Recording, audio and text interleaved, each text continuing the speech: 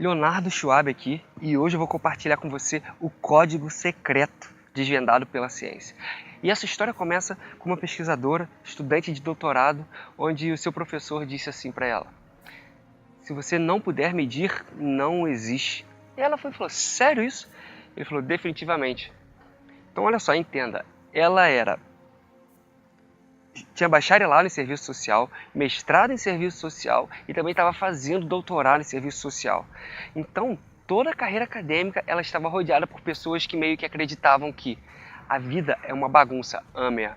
E ela era do tipo, a vida é uma bagunça, organize-a e coloque em uma caixa. Então, ela acreditou que dessa vez ela tinha encontrado o caminho e dentro da sua carreira, e isso que ela estava levando, na verdade, ia de encontro com um dos grandes mitos do trabalho social, que é curve-se ao desconforto do trabalho e dê uma paulada no desconforto, tire ele do seu caminho e vá com tudo. Esse era o mantra dela. Esse era um tópico muito confuso que ela... Bem, quer saber? É o seguinte, ela pensou, essa carreira aqui é pra mim, porque eu estou tão interessado em tópicos confusos, mas eu quero saber como não deixá-los confusos. Eu quero mergulhar nessas coisas que eu sei que são importantes e abrir o código para que todos possam ver. Essas são as palavras dela. Então o que acontece? Ela começou aí com conexão, porque quando você já é um assistente social há 10 anos, você percebe que conexão é o porquê de estarmos aqui. É o que dá propósito, significado à minha vida, à sua vida. E é a razão de tudo. Não importa se você fala com pessoas que trabalham com justiça social, saúde mental, abuso ou negligência. O que sabemos é que conexão, a habilidade de se sentir conectado é neurobiológico. E é assim que somos feitos. É o porquê de estarmos aqui. E aí ela pensou, quer saber? Eu vou começar com conexão. Quando você pergunta, por exemplo, às pessoas sobre amor, elas te contam sobre desilusões amorosas. Quando você pergunta às pessoas sobre pertencer, elas contarão a você suas experiências mais dolorosas de exclusão. E quando você pergunta às pessoas sobre conexão, as histórias que elas nos contam é sobre desconexão. Então, muito rapidamente, vamos lá.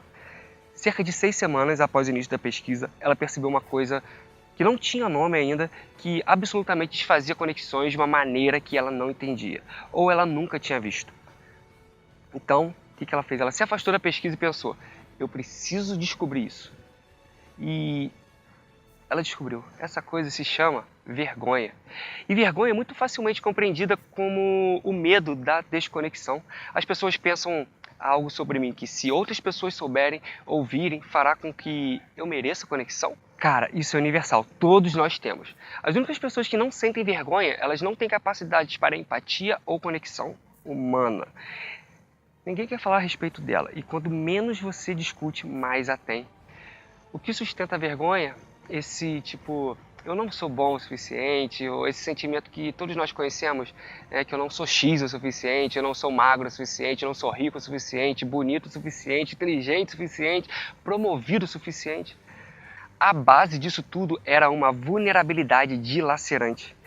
Essa ideia de que, para que a conexão aconteça, temos que nos permitir ser vistos realmente. Essa pesquisadora ela detestava a vulnerabilidade e ela pensou, vou descobrir como é que isso funciona, vou passar um ano, vou destruir totalmente a vergonha, vou entender como a vulnerabilidade funciona e vou passar a perna nela. E aí ela estava pronta, e realmente empolgada. Como você sabe, isso não vai acabar bem.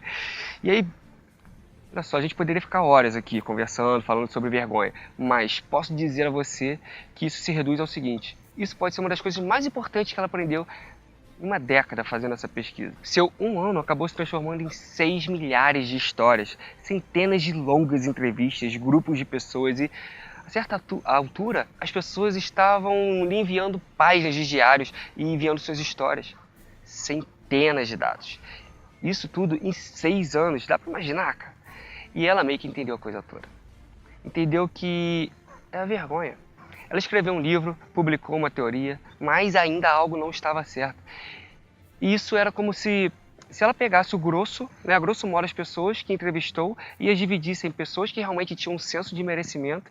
E, bem, é isso que se resume. Elas têm um forte sentimento de amor e pertencimento. Por outro lado, tem as pessoas que lutam para ter esse sentimento. As que estão sempre imaginando se são boas o suficiente. Havia somente uma variável que se separava as pessoas que tinham forte sentimento de amor e pertencimento das pessoas que realmente lutavam por isso. Então, o que fez foi pegar todas as entrevistas onde via o merecimento, onde via pessoas vivendo desse jeito e dar uma olhada apenas nessas pessoas. O que essas pessoas têm em comum? Se existe algum padrão? Ela estava ali com uma pasta, né, cheia de arquivo, uma caneta grossa, e ela falou, como é que eu vou chamar essa pesquisa? E aí veio na cabeça dela, coração pleno. Essas são pessoas de coração pleno, vivendo desse senso profundo de merecimento. E aí, aquela pergunta, qual é o tema, qual é o padrão? E aí que ela descobriu. O que elas tinham em comum era o senso de coragem. E quero diferenciar aqui coragem de bravura para você, por um minuto. Coragem. A definição original de coragem, quando veio para a nossa língua, é da palavra cor, que significa coração. E a definição original era contar a história de quem você é com todo o seu coração. Então, essas pessoas tinham simplesmente a coragem de ser imperfeitas. Elas tinham a compaixão de serem gentis consigo mesmas primeiro, e então depois com os outros, porque acontece que não podemos praticar compaixão por outras pessoas se não conseguimos nos tratar com gentileza. E a última coisa é que elas tinham conexão, e essa é a parte difícil. Como resultado da autenticidade, elas estavam dispostas a abandonar quem pensavam que deveriam ser a fim de ser quem elas eram. Algo que você absolutamente tem que fazer para se conectar. Uma outra coisa que elas tinham em comum era isso, elas abraçavam a vulnerabilidade completamente. Elas acreditavam que o que as tornavam vulneráveis, as tornavam lindas por dentro, por fora. Elas não falavam de vulnerabilidade como algo confortável, nem falavam sobre isso ser doloroso. Elas falavam que isso era necessário. Elas falavam sobre a disponibilidade de dizer, eu te amo primeiro. A disponibilidade de fazer algo quando não havia garantias, a disponibilidade de respirar enquanto esperava o médico ligar depois de uma mamografia. Elas estavam dispostas a investir em um relacionamento que poderia ou não funcionar. Elas achavam que isso era fundamental. A doutora, ela pessoalmente achava que isso era traição. Ela não conseguia acreditar que tinha jurado fidelidade à pesquisa na qual ela trabalhava. Tipo assim, a definição da pesquisa é controlar e prever. Estudar fenômenos pelo motivo explícito de controlar e prever. E agora, a missão de controlar e prever tinha trazido a resposta de que a maneira de viver é com vulnerabilidade. E parar de controlar e prever. Isso a levou a uma crise, beleza? Ela procurou uma terapeuta que chamou isso de despertar espiritual, mas ela garante que foi uma crise. Ela teve que colocar seus dados de lado e achar uma terapeuta. E aí ela achou, né, e no seu primeiro encontro, ela disse, olha, a coisa é o seguinte, eu estou lutando. Bom, eu tenho um problema com vulnerabilidade. Eu sei que vulnerabilidade é o centro da vergonha, do medo e da nossa luta por merecimento, mas parece que também é a origem da alegria, da criatividade, do pertencimento, do amor. E eu acho que eu tenho um problema e preciso de ajuda. Isso levou cerca de 1 ano e você sabe, né? Como que as pessoas que, quando percebem que vulnerabilidade e sensibilidade são importantes, se rendem e se entregam.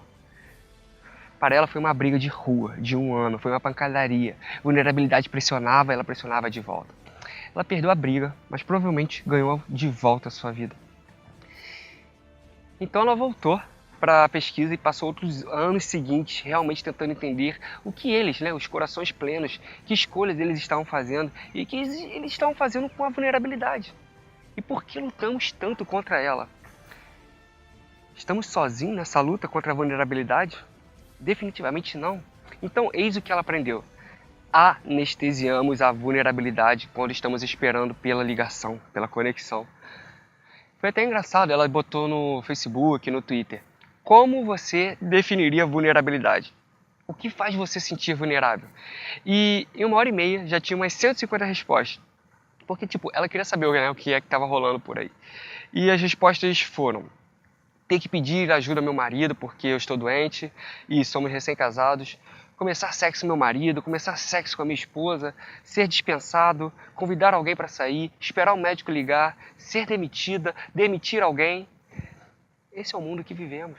Vivemos em um mundo vulnerável. E uma das formas que lidamos com isso é anestesiar a vulnerabilidade. E há evidências, e essa não é a única razão pela qual essa evidência existe, mas é uma causa enorme. Os adultos americanos, no caso, são os mais endividados, obesos, viciados, medicados da história dos Estados Unidos. No Brasil não deve ser diferente. O problema é que ela aprendeu nessa pesquisa que você não pode seletivamente anestesiar as emoções. Você não pode dizer, aqui está a parte ruim, aqui está a vulnerabilidade, aqui está a dor, aqui está a vergonha, aqui está o medo, aqui está o desapontamento. E eu não quero mais sentir isso. Eu vou tomar umas cervejas ou então comer um chocolate. Eu não quero mais sentir isso. E ela sabe que isso é o culpado. Ela vive, de hackear vidas. Essa questão, essa pegada é a culpa de tudo. Então, você não consegue anestesiar esses sentimentos pesados sem anestesiar os outros sentimentos, as nossas emoções. Você não pode anestesiar seletivamente. Então, quando anestesiamos também a alegria, anestesiamos a gratidão, anestesiamos a felicidade. Então, ficamos infelizes. Procurando por propósito, sentido, e então nos vemos vulneráveis, daí tomamos algumas cervejas e comemos chocolate, isso e pode se tornar um ciclo bem perigoso. Uma das coisas que nós temos que pensar a respeito é por que e como anestesiamos. E estou falando apenas de vícios, tá bom? A outra coisa que fazemos é que tomamos certo tudo que é incerto. A religião, por exemplo, ela se transformou de uma crença em fé, mistério, para certeza. Eu estou certo, você está errado, cala a boca. É isso, apenas certeza. Quanto mais medo temos, quanto mais vulneráveis estamos, mais medo temos. E é assim que a política está hoje em dia. Não há um discurso, não há mais conversa, apenas culpa. Você sabe como a culpa é descrita na pesquisa? Uma forma de descarregar a dor e o desconforto. Olha só, e aperfeiçoamos isso ainda mais perigosamente nas nossas crianças e nossos filhos. Deixe-me te contar o que eu penso sobre filhos. Quando seguramos, por exemplo, um bebezinho, feito nos braços, nosso trabalho não é dizer, nossa, você é perfeito. Meu trabalho é manter você perfeito, te dar o melhor que a vida tem para te dar, faculdade e tudo mais. Esse não é o nosso trabalho. Nosso trabalho é olhar e dizer, sabe o que mais? Você é imperfeito, você está pronta para a briga, mas você merece amor e pertencimento. Esse é o nosso trabalho. Quando tivermos uma geração de crianças criadas assim, provavelmente terminaremos com os problemas que acho que vemos hoje. Parece estar indo meio ao contrário, Mas a gente está aqui para isso. Fingimos que o que fazemos não tem efeito sobre as pessoas. Fazemos isso em nossas vidas pessoais, também dentro das empresas. Seja uma operação de salvamento, por exemplo, um derramamento de óleo, um recall. Fingimos que o que estamos fazendo não tem impacto enorme sobre outras pessoas. Mas existe um outro jeito, e eu vou deixar você aqui com isso agora. E aqui está a descoberta. Nos deixarmos ser vistos. Vistos profundamente, vistos vulneravelmente. Amar com todo o nosso coração, mesmo que não haja garantia. Repito, mesmo que não haja garantia. Eu sei que isso é muito difícil, e como pai, mãe, isso é terrivelmente difícil. Praticar gratidão e alegria nos momentos de terror, quando pensamos, como é que eu posso amar tanto assim?